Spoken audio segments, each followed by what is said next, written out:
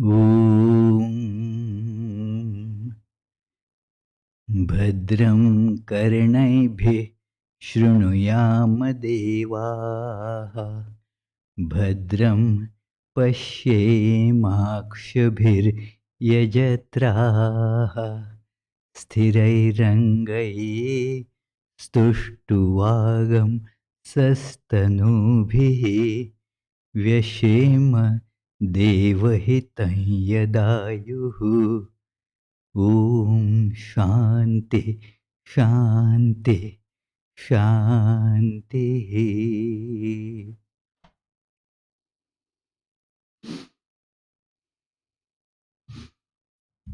Let us now pray together. We offer our salutations to the all-loving being who endows all beings with consciousness. We meditate on the Lord who is the origin of the universe. Lord, thou abidest in all, thou art all, thou assumest all forms, thou art the origin and goal of all. Thou art the self of all, thou art existence, knowledge, and bliss. Salutations unto thee. May the world be peaceful. May the wicked become gentle. May all creatures think of mutual welfare. May their minds be occupied with what is spiritual and abiding. May our hearts be immersed in selfless love for the Lord. Peace, peace, peace be unto all.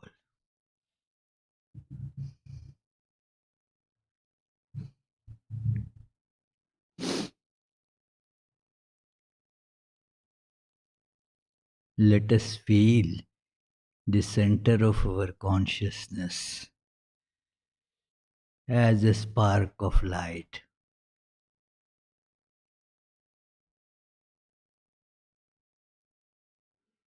And concentrate on that. To help it, let us close our eyes.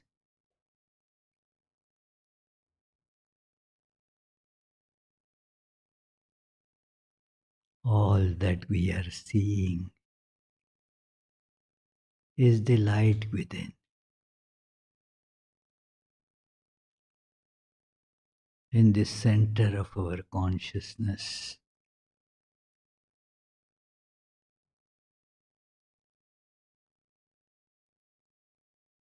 With concentration,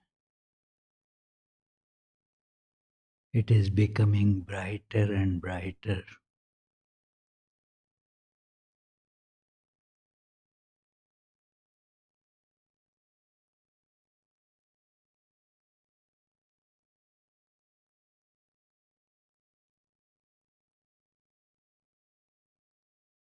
Its light has occupied my whole person, the body, the mind.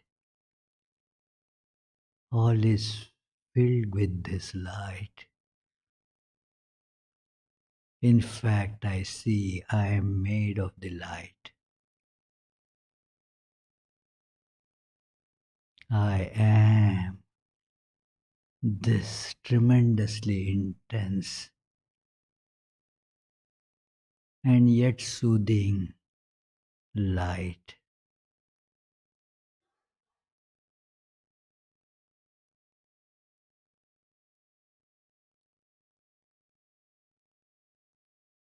With that, I see the whole universe also filled with the same one light.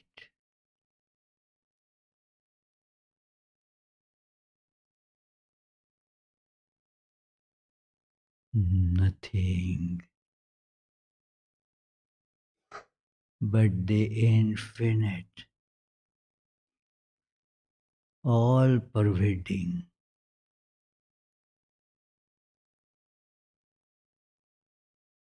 tremendously bright.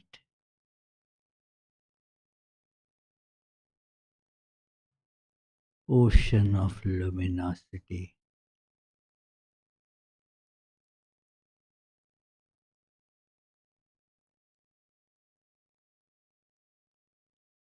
No I,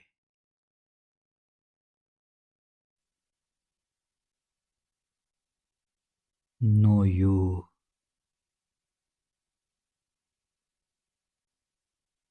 all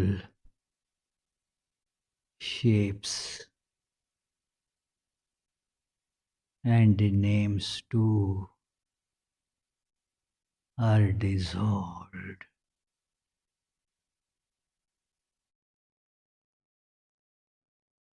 in this timeless,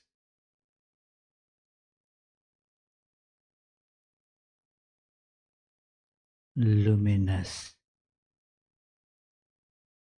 expanse.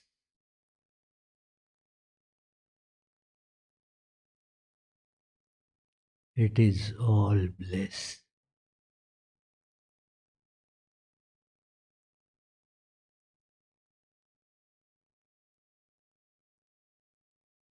all peace.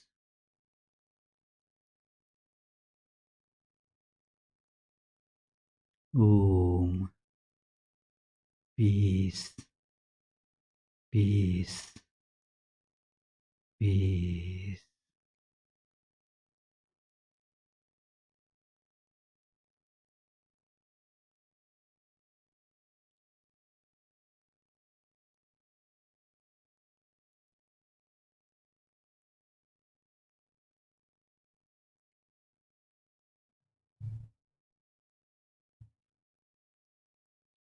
तं देशिकेन्द्रं परमं पवित्रं विश्वस्य पालं मधुरं यतीन्द्रं हिताय नृणां नरमूर्तिमन्तं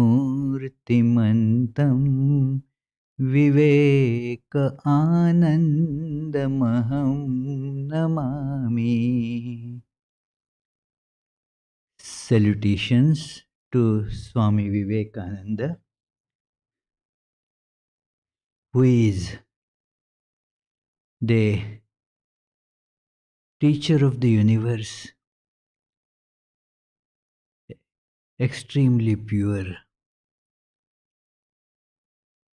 and of the nature of existence, knowledge, and bliss.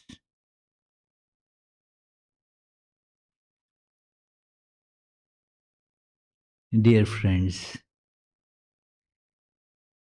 yesterday we had a big celebration of the birth anniversary of Swami Vivekananda in this hall. And today we shall now discuss some of the essential teachings of this great teacher of the modern world.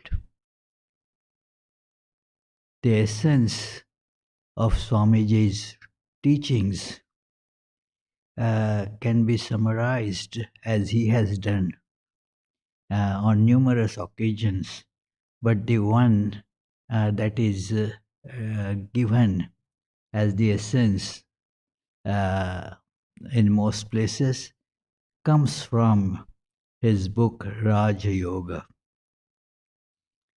It is actually in the explanation of one of the aphorisms of Patanjali that these four teachings are given.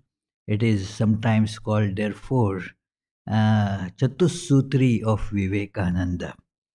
The word Chatussutri is used for the first four aphorisms of Vyasa, the Vedanta Sutras, because these four aphorisms contain all the teachings that are going to follow in that tremendously important treatise by the sage Vyasa, Vyasa Sutra.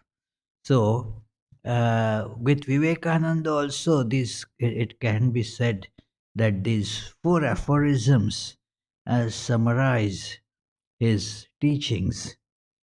And the first of it is each soul is potentially divine. We must, feel this. Each soul is potentially divine, and so I am divine. Each soul means it addresses to me too. So let us bring it to ourselves and have this conviction, and let that conviction ring aloud in our mind that I am potentially divine. I am divine. One of my teachers used to repeat it like this, that I am divine potentially, and I am potentially divine. Means this divinity is in this seed form. There is potential, is something that can then manifest. It is like the tree is potentially there in a seed. Sometimes in for many huge trees, the seed is very tiny, but in that tiny seed is the whole tree resting in potential. Its potential is there.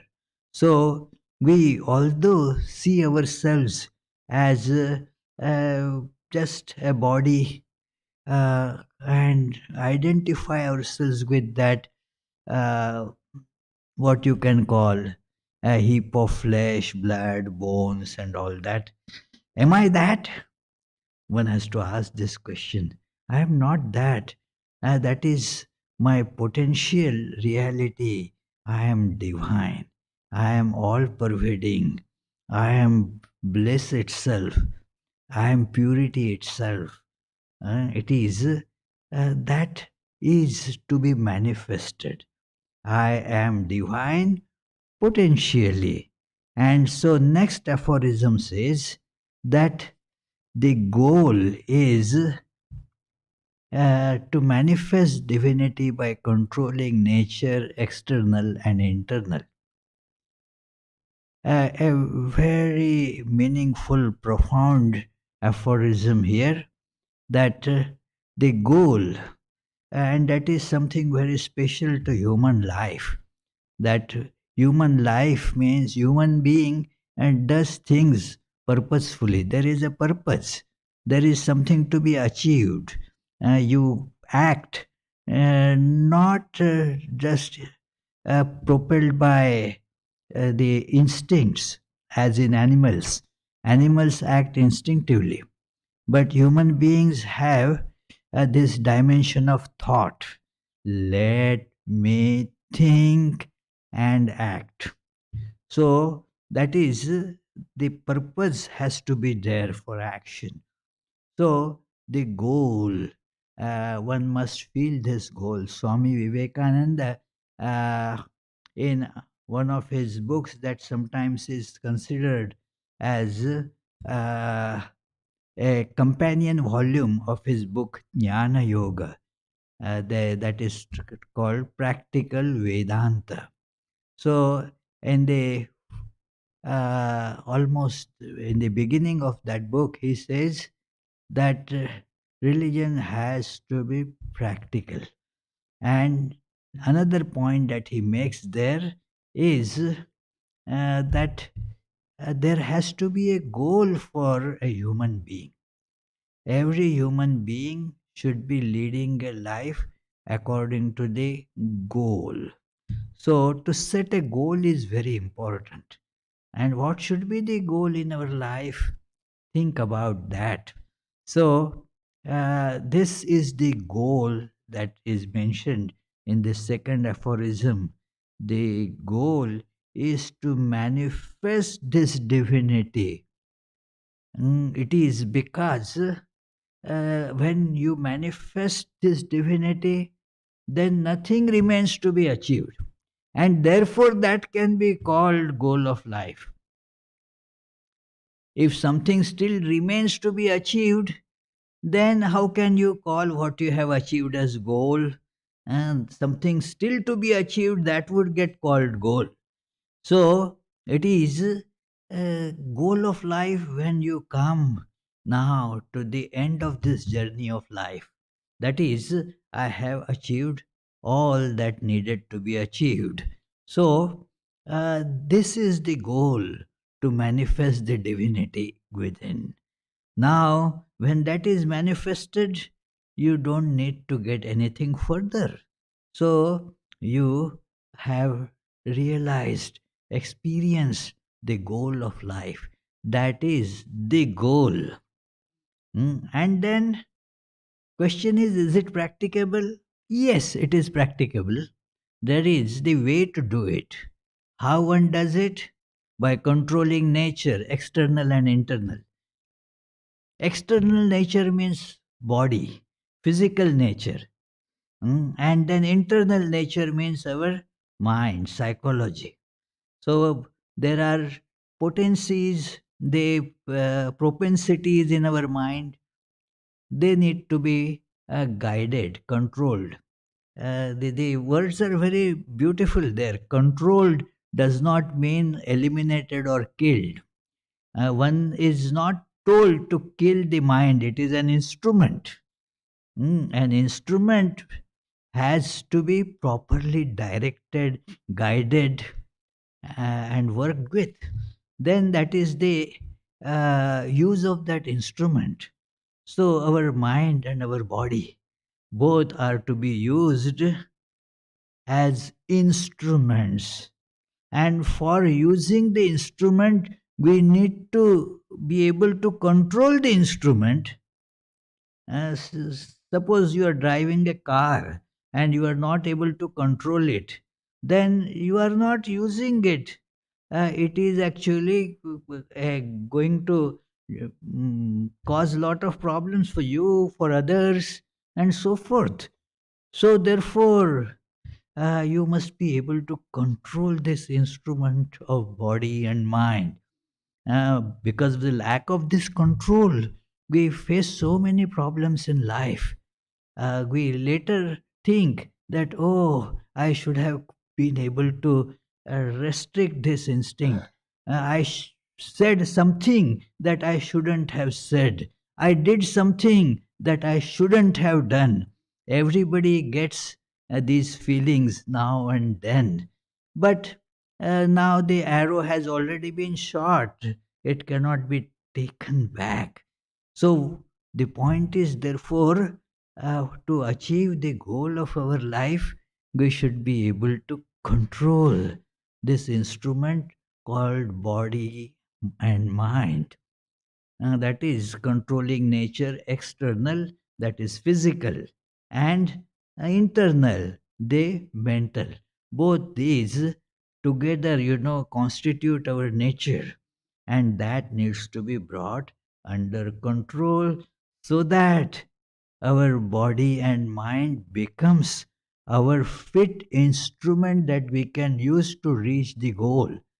Again, you can extend the same example of car, that your car, if it is in a good condition, running condition, and then is under your control, then you can reach the destination, the goal. And then if you are using GPS, that it says, turn left, turn right, go straight, is that, so it is, take this exit and so forth. And when you reach, it announces, now you have arrived. Hmm, you have arrived. Now what you do now? Okay, the job of that instrument for now is over. Come out of the car. So our life comes to the goal. We reach the goal with this properly controlled, properly direct, efficient instrument.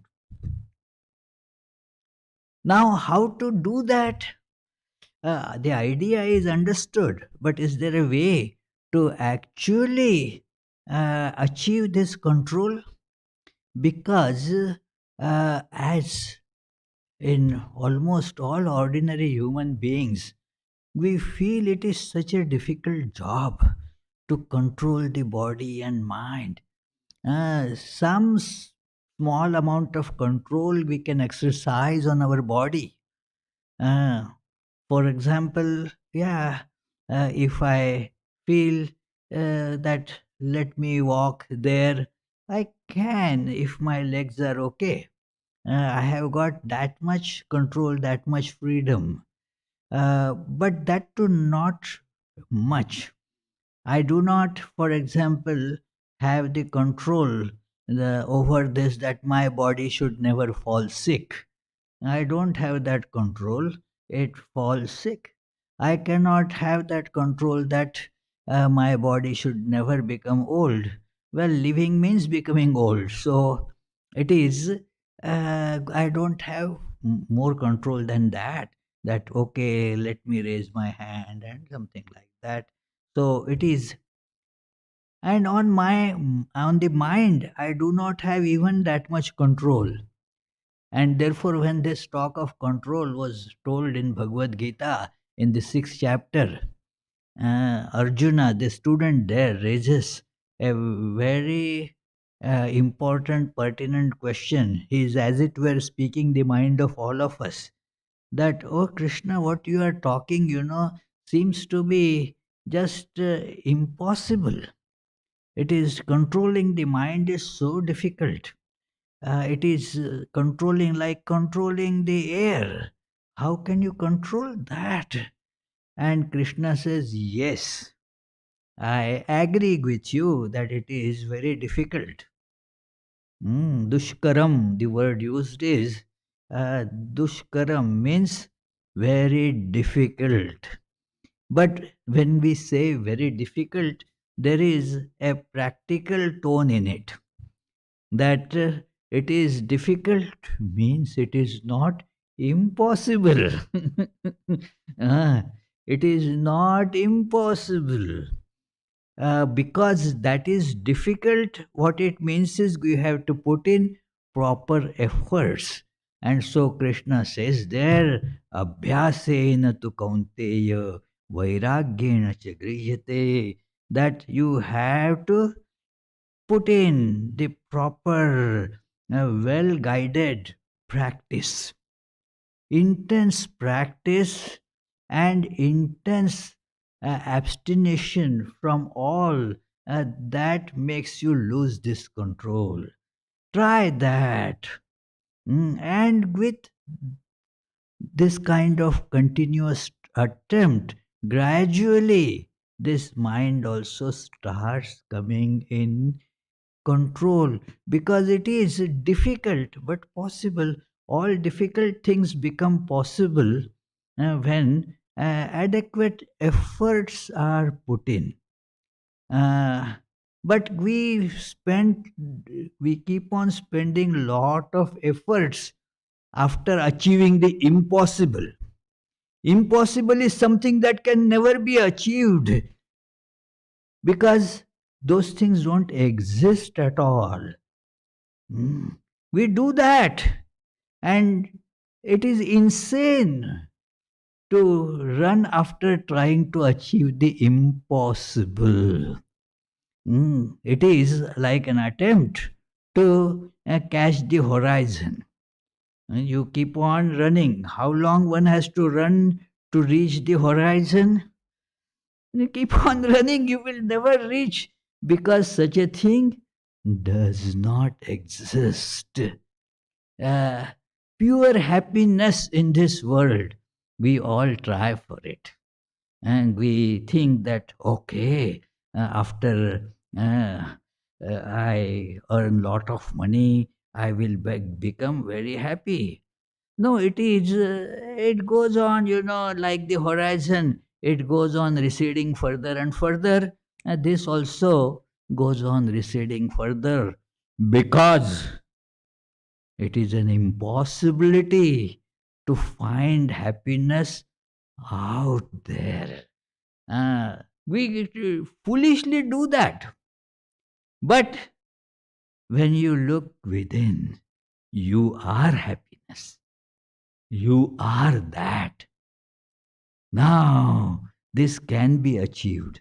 This is difficult but possible. Surely, certainly possible. And then the fourth aphorism comes there. Do it by either guiding your work or worship, or psychic control, or by philosophy. This is how Vivekananda has classified the great science of yoga. Yoga means the practical aspect of Vedanta. In America, in later days, especially, the word yoga has been associated with physical postures, which is not really part of yoga at all, as described in all treatises like Upanishad, Bhagavad Gita, or other Vedanta books. Uh, Yoga means that whatever has been theoretically understood, one has to convert it into tangible, practical experience. So, this is how the word yoga is used, and Swami Vivekananda uses it exactly in this manner, that yoga means practically achieving it, not just having these imaginary ideas, that but how my life will actually have that experience. If you remember that incident of Swami Vivekananda's life when he was a college student, Narendra was his name, and he was striving after practical experience of God. He had read lot of theories, he had read the different philosophies, and yet this burning question was there in his mind: has anybody actually seen God? I want to meet that person who has seen God, because he was interested in practicality. And he got the answer from Sri Ramakrishna, that not only he said, I have seen God, he says there, I am seeing God as I see you. Hmm, such a practical thing. As I am seeing you, so I am seeing God. Then one step further, but more intensely than I see you. Because when I see you, it is seeing through this medium of body and mind. This instrumentality is involved there. As is the instrument, so is the external perception. We use our eyes for seeing, and not only eyes, our mind is involved in that, our brain and mind in having this experience of seeing. But for seeing God, it is this instrumentality has to go, and then the perception becomes more intense, more clear. So you can see God in that way, and Sri Ramakrishna says, more clearly, more intensely than I am seeing you. And then a tremendous statement comes from Sri Ramakrishna there, that if you want to see God, you can also see it if you follow what I tell you. It is just like, you came to Vedanta Society here from different streets, different routes, different vehicles. You came here. Uh, Anybody can come here if you have the address. And then following that address, how to go there, you can come here if you follow the proper directions. Then everybody who wants to come here can come here. So, also about seeing God. And if you follow the directions. One man has seen God, and so that man is providing the directions how to go there. Everybody then will be able to see God. So, this is how this tremendous science of yoga is, that it is a science in the sense that it is universal, it is applicable to everyone, it is impersonal, it is universal, and it is eternal. It is my predecessor here, Swami Sarvagathananda, uh, a wonderfully, that erudite and loving Swami. He used to say, quoting Einstein, that it is our physical science is impersonal, universal, but not eternal. Truths of science are empirical, they keep on changing. That today we find something to be true, tomorrow something else is found to be true. That is why it is constantly on progress. We use a good word progress. What it really means, it is changing. What I think as true according to science today, it is just today. With the in the field of uh, electronics and information science, today also is a big time. What you were thinking true an hour ago, and now it becomes not true. So anyway, what I mean is that Einstein therefore said it, they are not eternal truths, but these truths of yoga, they are impersonal, universal, and eternal too. It is, they have been proclaimed maybe 10,000 years ago, and they are valid equally today as well. It only needs restatement from time to time, fitting these circumstances, present circumstances, that's all. But it doesn't change. So, this is yoga, that practicality. And Vivekananda's life was intensely practical. And so, he says that each of these truths can be practicalized. That little treatise, that practical Vedanta, it begins with this idea.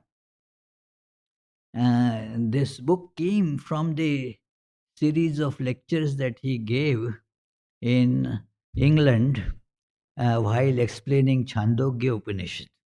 And so you will find in that small book the references to the discussion in Chandogya Upanishad. That because the truth's very high, and Vivekananda was being questioned in the class. All right, it appeals to my understanding, it appeals to my rational mind, but is it practical? Is it practical? Well, Vivekananda said it is intensely practical. So, and he further says that one may say that in our present day busy life, that is another thing that we talk about. That in the olden times, for people living in forest and all that, they have nothing to do, and so it would have been possible for them. But in today's very busy life, we say that today's. But if you see the literature 200 years ago, also you will see the same. How busy the life has become. It is always busy. It is. So human beings are busy, always doing something or other. So, is it possible in today's busy life? And Vivekananda gives this example there, that look, the the monarchs ruling big territories, managing the lives of hundreds of thousands of people, constantly working, and they had the time to practically bring these truths in their life. Why we cannot? Our life is comparatively full of lot of leisure. It is, we say, I am very busy, but if you see, most of that busyness is can easily be eliminated. We can get a lot of time. One minister of some evangelical church down there in Attleboro, in our interfaith meeting, she said, "Well, this is what we need to do. Where is the time?" And she said, "If we want, we can find time." And she gave an example. Suppose there is a death at your home. Do we not find time to arrange for the funeral, cremation, and so we find time and everything fits in. If your child is sick, do you not take out some time from your work and take that? You find time. It is only we somehow keep on telling ourselves that I am so busy, I don't have time. I remember one funny incident, and that is really how our busyness is. I wanted to talk to one of our swamis who was at that time the general secretary of the order, and he had a lot of humor also. And when I went to his office, he said, "No, 5 minutes. I don't have a single minute for you. I cannot spare a single minute for you. Don't you see? I am so busy. I have to do this. I have to do this." And then there's somebody already has an appointment. And what you say? You suddenly come and say, "Speak to me for 5 minutes." I cannot speak to you for 5 minutes. And he was ranting like that for half an hour. Imagine. And so when he started laughing, when I pointed out, you see how much time we spent in discussing it. Most of our things in life are like that. So if we want, hmm, and we must want, because this following the path of yoga is going to bring everything that we are seeking in life. Everything. And so, shall we not find time for that? Then we are stupids, you see. We find time for unnecessary things, and for that which is intensely necessary, we refuse to find time. So, it is, as Swami Vivekananda says, that we all can find enough time for that. Mm. So I again repeat, I had told this incident many times when Swami had told it in his one lecture here, that one very busy businessman means has to be busy, isn't it? So that is how businessman. So was he said, "I am very busy. Can I do some meditation, short meditation? How much time I will have to spend for meditation?" And that Swami told him, minus 1.5 hour. He heard just 1.5 hour. 1.5 hour is too much time, I don't have that much time. The Swami calmly repeated, "I said minus 1.5 hour. What is the meaning of minus 1.5 hour? He said, if you meditate for half an hour, your efficiency will go up so much that you will be able to complete that work in 2 hours less time. So, what is the net result? How much time have you spent? You gained 2 hours, you spent half an hour. So, 1.5 hour is the net gain of time. And friends, you may think of this just as an amusing story. Not at all. This is very, very true. So, this is how the yoga, one important effect of yoga in life that you can immediately see is uh, having a proper toning of the personality. Your personality now becomes more focused. The disturbances become less. It is you see the things in the proper perspective. So that is an immediate effect that you can see. So lot of wastage of time is curtailed there. It is 1.5 hour saving is just initially. Later on, you will see you have lot of more time. So it is. It actually happens. I have seen so many people who have a lot of time at their disposal. Anyway, so this is an effect of yoga as taught by Vivekananda. Mm. This is all these teachings are eternal teachings, and he saw them manifest in Sri Ramakrishna's life. And so he taught from that Sri Ramakrishna's life. So let us see some of the very important ideas. Some credit him by dividing the system of yoga into these four classes: yoga of action, yoga of devotion. Yoga of action is called karma yoga in Sanskrit. Yoga of devotion, say bhakti yoga.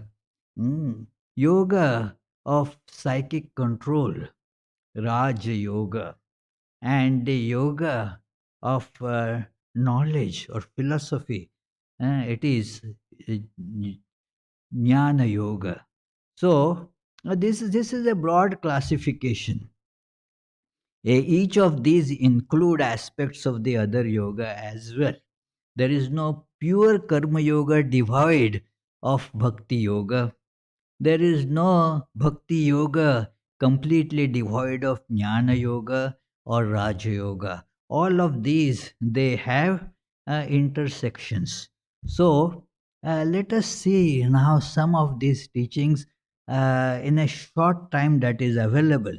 Uh, so first thing is that the knowledge that we are seeking is within us. It is inwardly.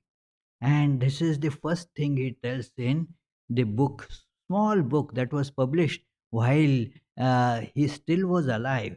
Vivekananda lived only 39 years of this earthly life. And during his first visit to the Western world, this book was published first, Karma Yoga, in 1896. Almost simultaneously was published a book, Raja Yoga, and other books were also like the uh, Vedanta philosophy and the lectures on Jnana Yoga were getting printed and published.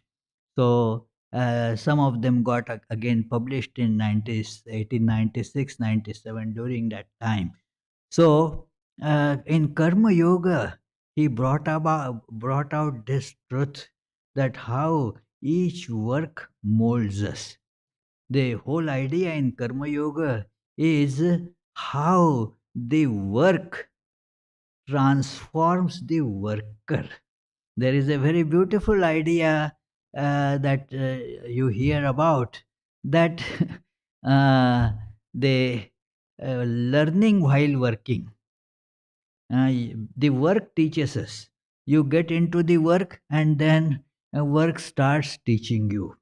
I heard from an actual life experience from one gentleman. He got hired, came from India and got hired here for a job that he was supposed to know, but he actually didn't know. And then now, instead of saying that I don't know, I cannot do it, that man has this very positive frame of mind, and so started doing it. And soon he achieved uh, excellence in that particular field. Who taught him? Who taught him? Work taught him. Mm. Those who are medical practitioners, they acknowledge that they are taught by their patients more than in their classrooms. So it is always true that the work has an effect on the worker. And in karma yoga, using work as yoga, that aspect is coming in prominence. The external effect of work outside, that is one thing. But in karma yoga, that is not being paid, much attention. The work, effect of work on the worker's character, how the worker gets molded, how the worker's understanding of I and the world changes. That is important. So then the second chapter of this book deals with that whatever may be your vocation, you can do it. Don't curse your vocation or say that no, in this job it's not possible. Had I been a Swami, I would have been able to do it. But now, in my general householder's life, I am burdened with so many responsibilities and so I cannot do it. Nonsense.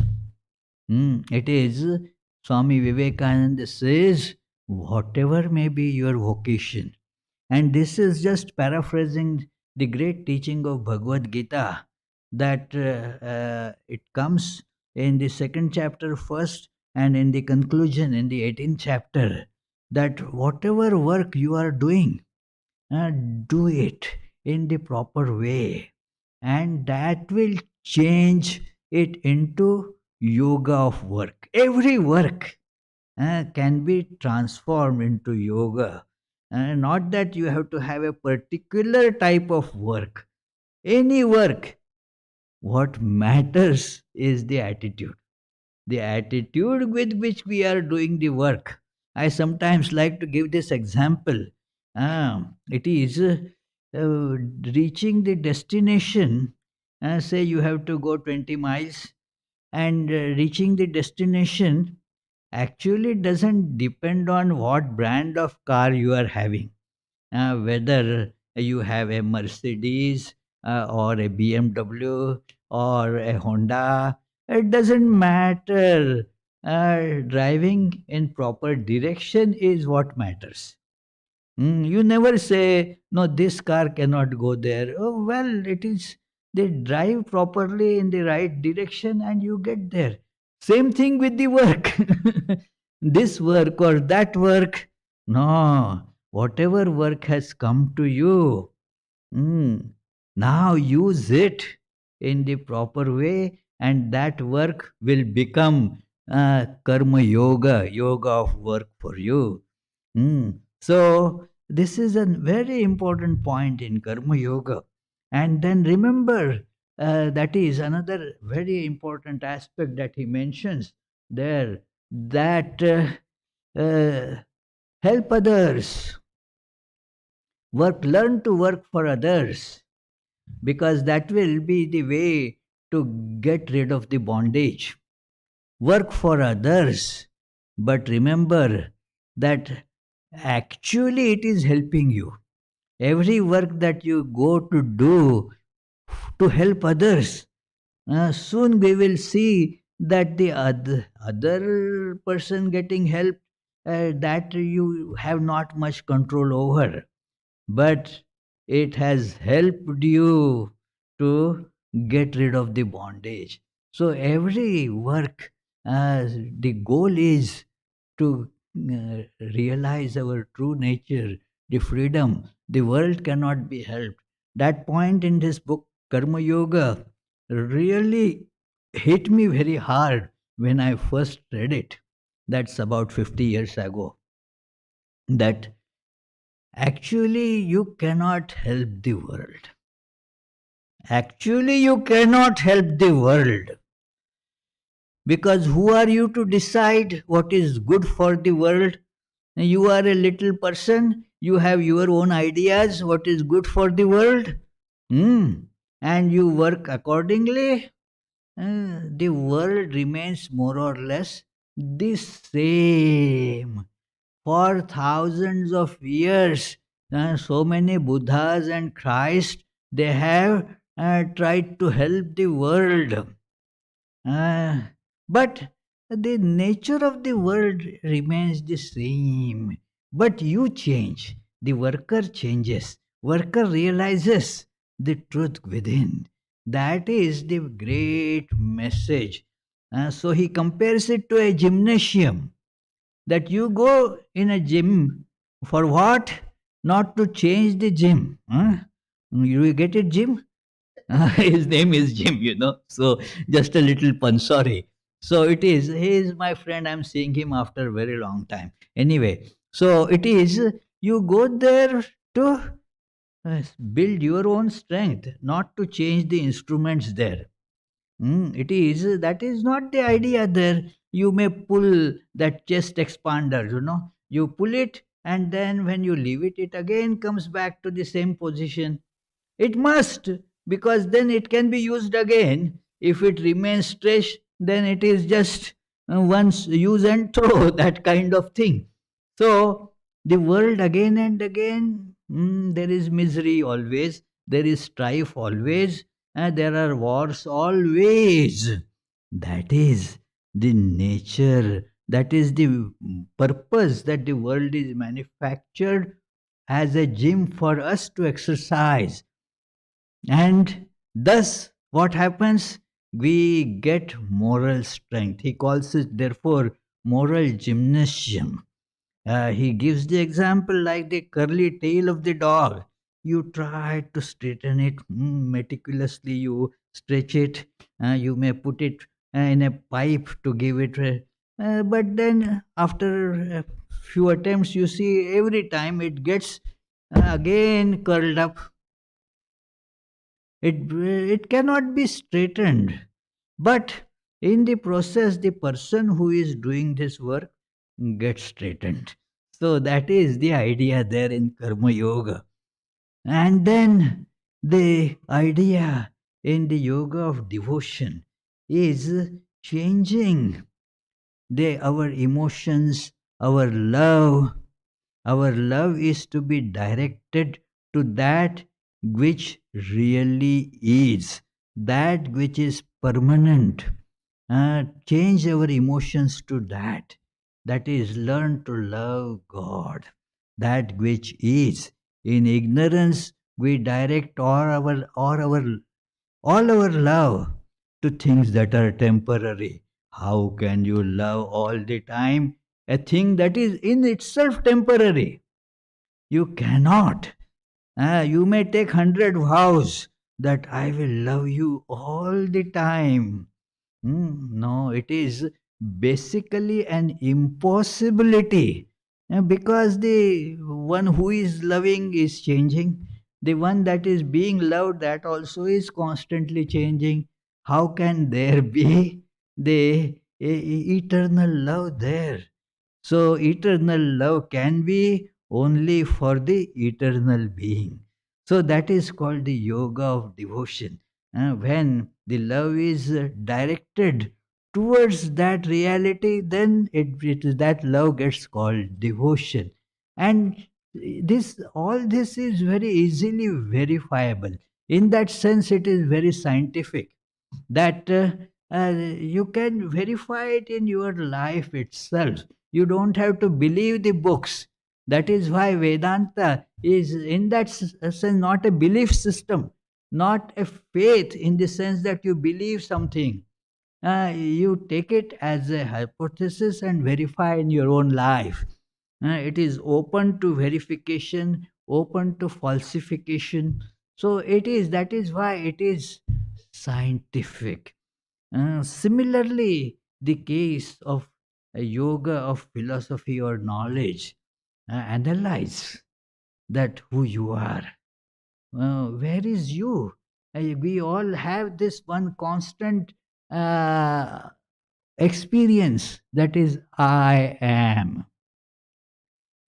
You cannot get rid of that experience even in sleep. This is a constant experience that we have, and that is why it that I is to be investigated. That needs to be probed. Who is this I? Most important thing. And then when we probe it, oh, the answer comes, gradually. It becomes more and more against our first intuition or instinct that I am this body. No, the body keeps on shifting and changing. It is not. It cannot be I. It is the first misunderstanding that we have to just kick out.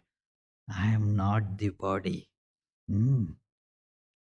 Then you get also that truth that I am not the mind, because that also changes. My mind has changed, we say.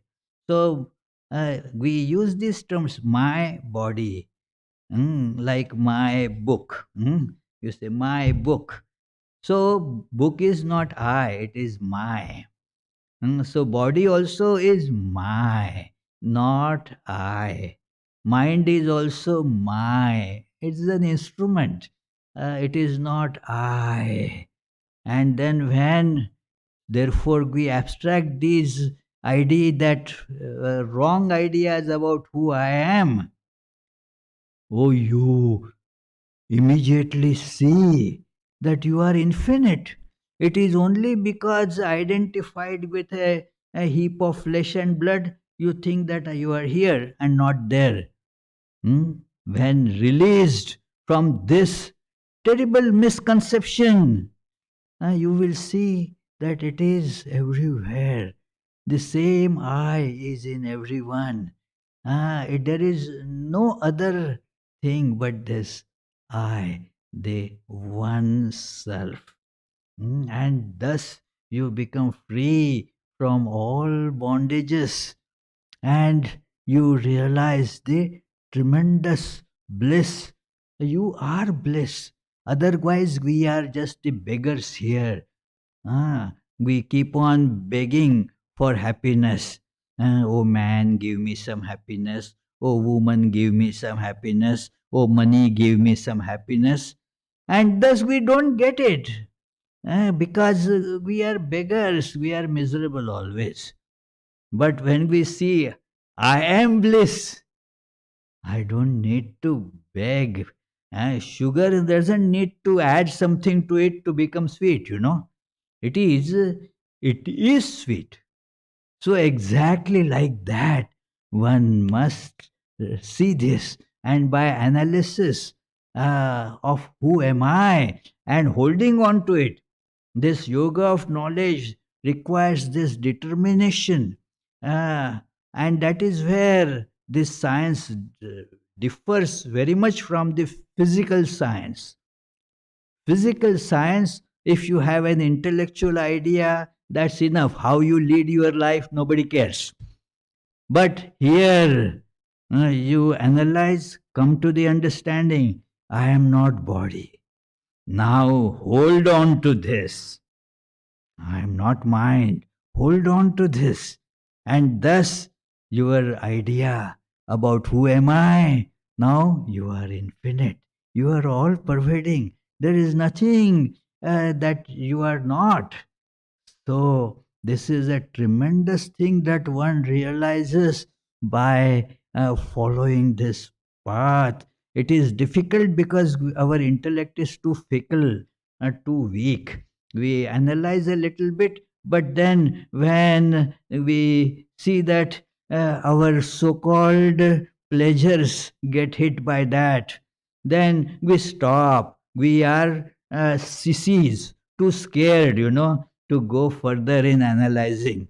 So, therefore, this yoga of knowledge is for someone, Shankaracharya, one Buddha, who just had the courage to pierce through this veil of ignorance. So if we have this courage, that's it. So otherwise, well, there are other paths that you can go slowly. The path of the psychic control, Raja Yoga. Learn gradually to control your mind, your body, learn to meditate. Slowly, things will start coming under your control. It is a sure but slow path. So it is much better than just prattling about the I am everything, I am all that without having anywhere that experience. Swami Vivekananda had a funny idea that a funny incident in his life in America in Thousand Island Park.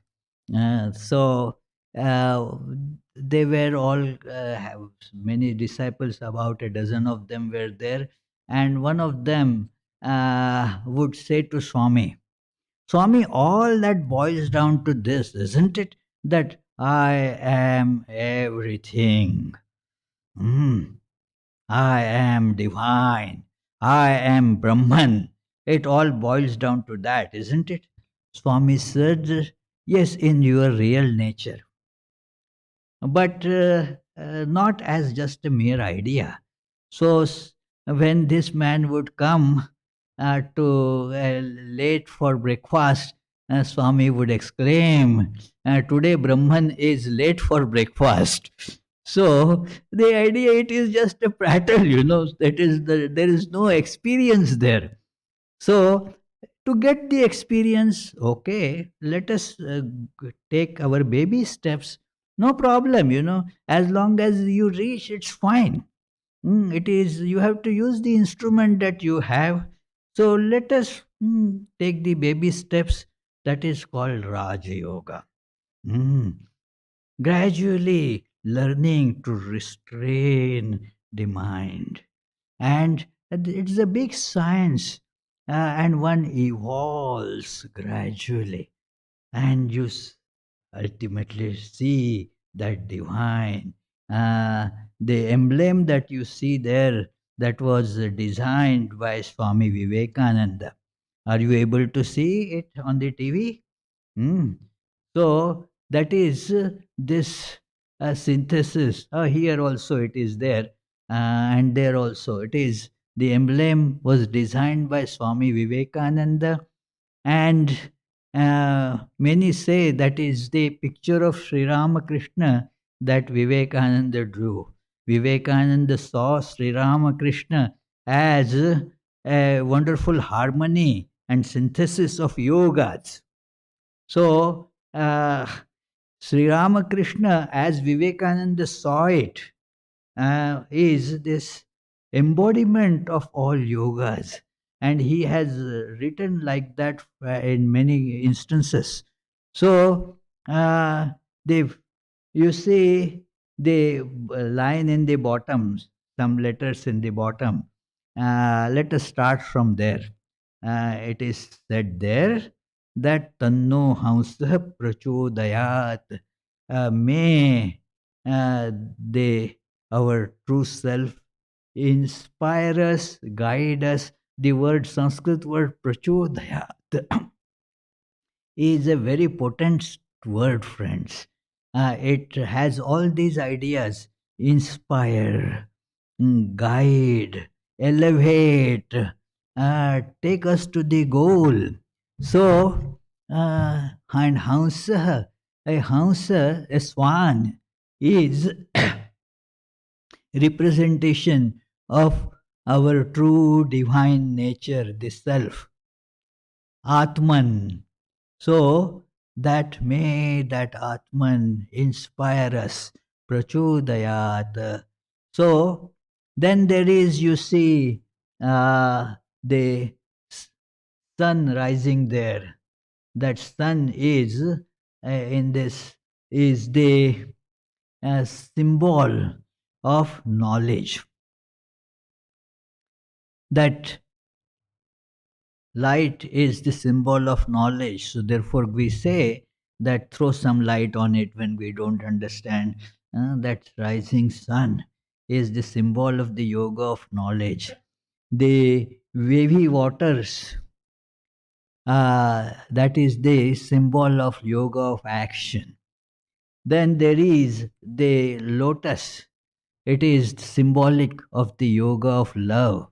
And then you see this snake that encircles it. That is the symbol of Raj Yoga, the Kundalini. That is this symbol of Kundalini, Raj Yoga. So combine all these in your life and become free. That is the we started with the fourth aphorism. Now I come to the fourth aphorism in conclusion of this lecture, that this is the goal, to become free. All the books, the temples, the rituals, and all such things are secondary details. Means they are good, they are helpful, provided they help you to reach the goal, otherwise not. Going to temple, is it good or bad? Depends that what you use it for. Temples are very good if you can fill your mind with devotion. But if you are going there just for socialization, then that is what is that you are getting into more and more bondage by that. That's not good. It is the word secondary should not be interpreted as unnecessary. They are necessary. If they are helping the primary, then the word secondary has the meaning. So the books, great, but just reading the book and doing nothing, you become a bookworm, that's all. So all these secondary details, they are very necessary, but one should use them to achieve the primary goal. Otherwise, it is not necessary, it is not of use anyway. So it is, these secondary details are important. That therefore people, that saying is there, the devil is in the details. That you have all the idea, but you don't have the details, then you miss everything. So the details are important too. So friends, in uh, this short time, we tried to realize this truth. Sri Ramakrishna was described by Vivekananda in this hymn, Arati hymn, as the Yoga Sahaya, the one who helps the yoga to come in life. So, Yoga Sahaya, and he described it how his personality externally Projvala Bhakti Patavrita Vrittam, that external is covered with devotion, and inside that it is full of knowledge. So that is all Sri Ramakrishna. Karma Kalevaram Adbhuta Cheshtam. He is doing all this work, but right kind of work that inspires the people to realize the goal. So let us pray that may we get inspired, guided by this principle. Tanno Hamsa Prachodayat. This is used as the emblem of the great organization started by Vivekananda. Actually, it is started by Sri Ramakrishna himself. But it is Vivekananda gave it a form. So we everywhere you will see, just as you enter from the front door, up there you will see this emblem. All of the books published by Ramakrishna Mission, you see this emblem. So because this is what the work is, to achieve this in life. So let us pray that we get this inspiration and motivation, the guidance to realize this in life. So let us now think about it. And in case if you have Any questions, please feel free to ask.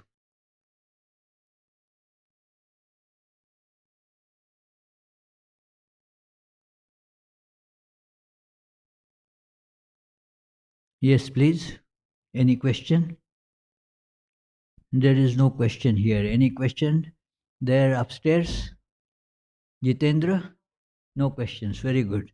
So, I will conclude with the closing prayers, and then we will have arati, uh, and then soup supper in the basement. So please join for all that. It is, yes, let me tell you briefly the upcoming programs. This coming Sunday, the topic of discussion is I am not a robot. So, the Tuesday and Friday classes at 7:30 p.m. they will go on as usual. The early morning and evening meditations they also will go on as usual. You are invited and welcome to attend any or all of these programs. May the Divine, who is Father in heaven of the Christians, Holy One of the Jewish faith, Allah of the Muslims, Buddha of the Buddhists, Tao of the Taoists, Great Spirit of the Native Americans, Ahur Mazda of the Zoroastrians, and Brahman of the Hindus lead us from the unreal to the real, from darkness to light, from death to immortality. May the all loving being manifest himself unto us and grant us abiding understanding and all consuming divine love. Peace, peace, peace be unto all.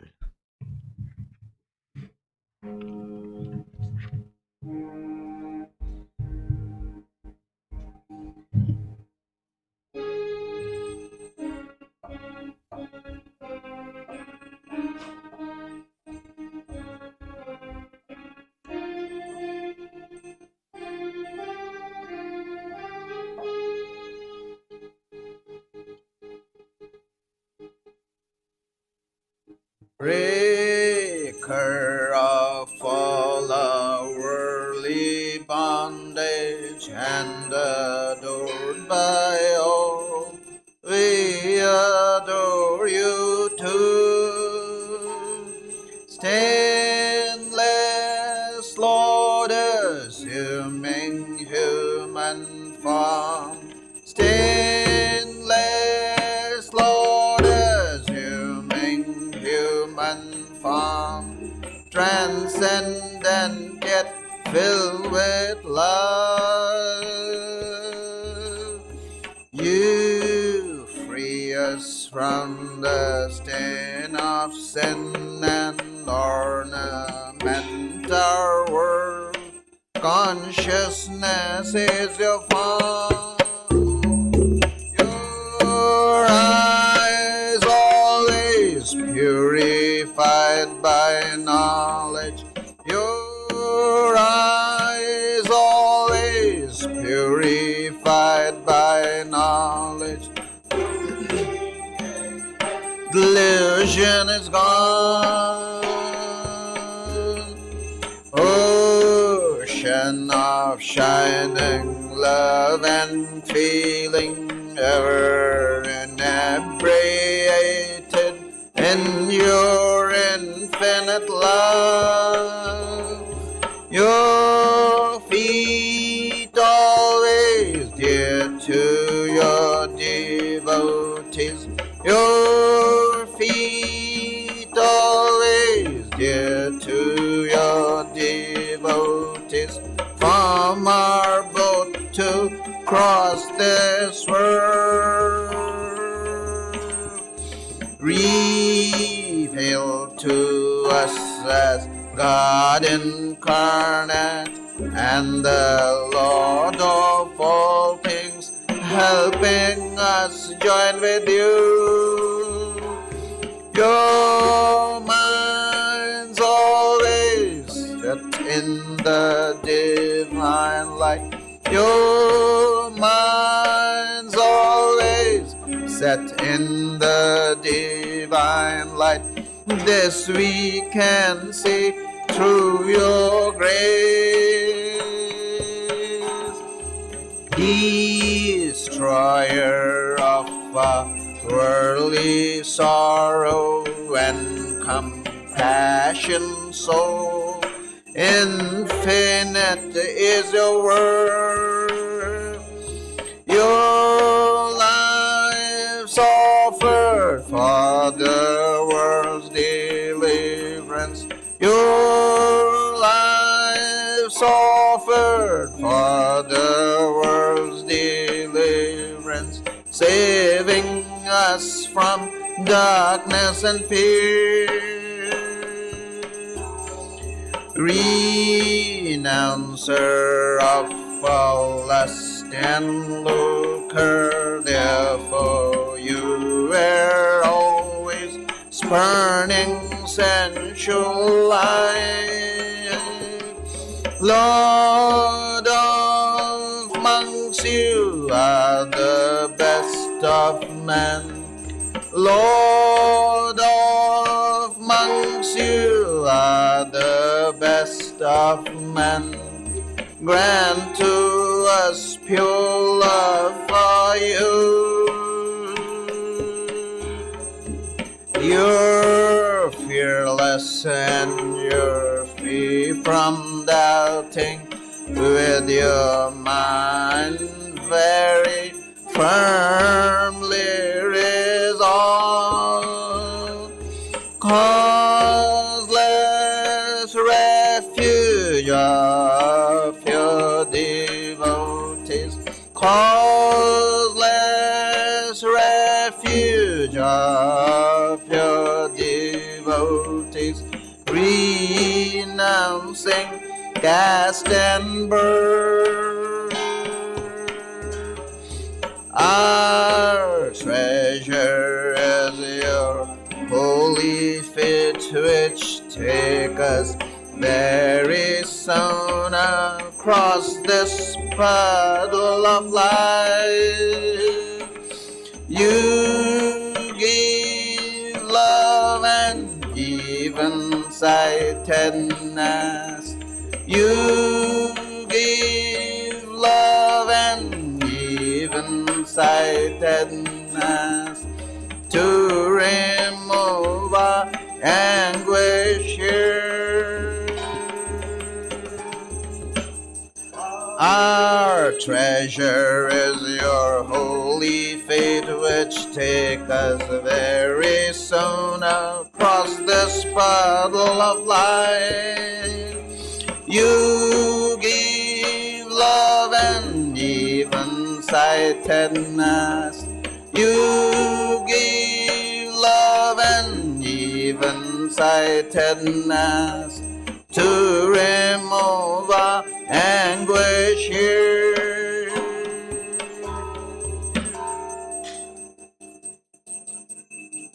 Greetings to you, O Lord, beyond both speech and mind. Greetings to you, O Lord, beyond both speech and mind. Yet you are the basis of both.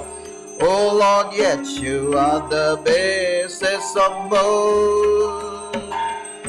Great light of all lights, blazing in the heart's cave. Great light of all lights, blazing in the heart's cave. Darkness is destroyed by your light. O Lord, darkness is destroyed by your light.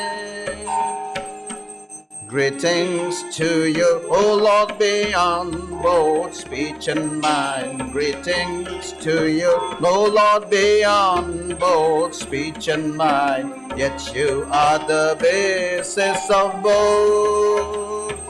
O Lord, yet you are the basis of both. Great light of all lights, blazing in the heart's cave. Great light of all lights, blazing in the heart's cave. darkness is destroyed by your light. Oh Lord, darkness is destroyed by your light. Langa Ranga Bhanga. These are all the sounds of Mridanga. Langa Ranga Bhanga. These are all the sounds of Mridanga. Spiritual songs devotees are singing for your worship divine. Spiritual songs devotees are singing for your worship divine. Jaya Jaya for your worship divine. Hara Hara for your worship divine. Shiva Shiva for your worship divine. Breaker of all our worldly bondage and adored by all, we adore you too. Jai Shri Guru Maharaj Ji Ki Jai.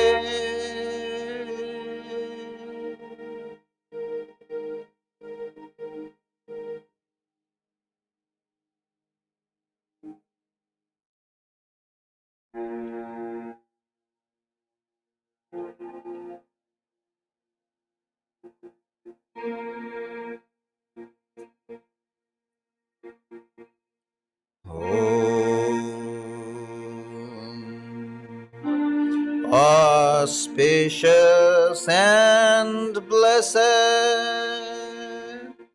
graciousness sublime, all noble ends you give to us, granting us refuge, all seeing God. O Mother Divine, our love to you. Creation, preservation, dissolution are your powers, eternal one. Nature's real basis, nature's essence. O Mother Divine, our love to you. We come seeking refuge from anguish. Be our Savior through your deep concern. All our suffering remove, Goddess. O Mother Divine, our love to you. Victory, O Mother Divine, our love to you. Blessed Mother Divine, our love to you. Blessed Mother Divine, our love to you.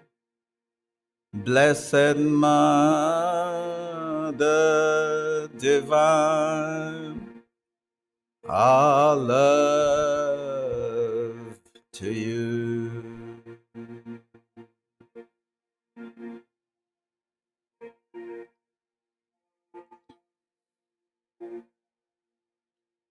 Jai Shri Ram Krishna Dev Ki Jai. Jai Shri Sarda Devi Ki Jai.